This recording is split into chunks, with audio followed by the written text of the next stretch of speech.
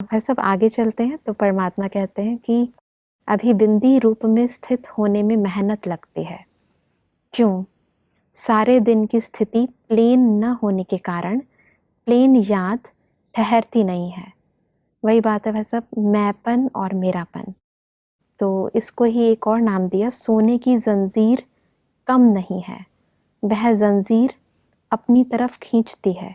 तो इसीलिए बिल्कुल उपराम बुद्धि, बिल्कुल प्लेन बुद्धि। सब आगे चलकर परमात्मा कहते हैं कि संकल्प में, वाणी में, कर्म में, व संबंध में, व सर्विस में अगर कोई भी हद रह जाती है तो वह बाउंड्रीज जो हैं वह बॉन्डेज में बांध देती हैं। बेहद की स्थिति में होने से बेहद के रूप में स्थित हो जाएंगे।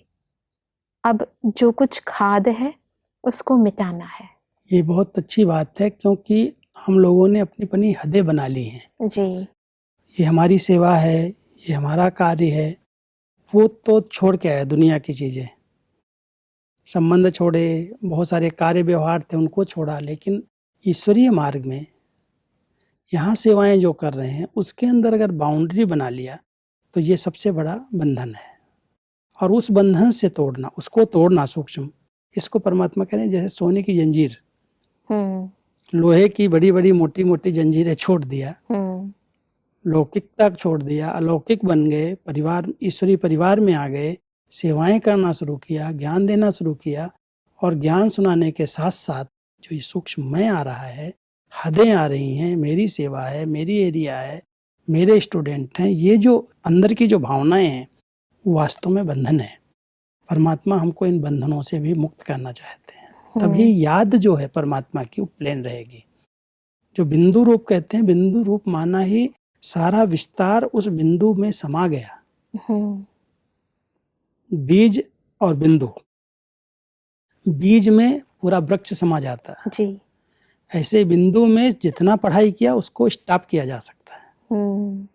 परमात्मा हम सबको बीज और बिंदु तक ले जाना चाहते हैं कि जो कोई संकल्प विकल्प चल रहे हैं, जो तुमने सेवाओं का विस्तार किया है, इसको बिंदु लगा दो। कराने वाले ने करा लिया, थैंक्स बाबा आपका, शुक्रिया आपका कह करके बाबा के ऊपर छोड़ दो। ये जो बाउंड्रीज इंसान बनाता है कि मैं ये कर सकता हूँ और ये नहीं कर सकता, ये मेरा काम है, ये उसका काम है। इंसान कहता है कि ये तो मेरी क्षमता के विरुद्ध है, मतलब मैं ये काम नहीं कर सकता। इसको सूक्ष्म क्या कहेंगे? हदें कहेंगे।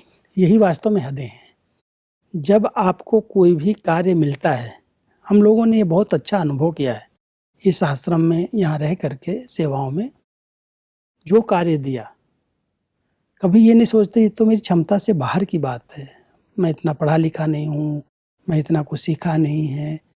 दादियाँ हमें ये कहती थी कोई ऊपर से सीख के नहीं आता है, करते करते सब सीख जाते हैं।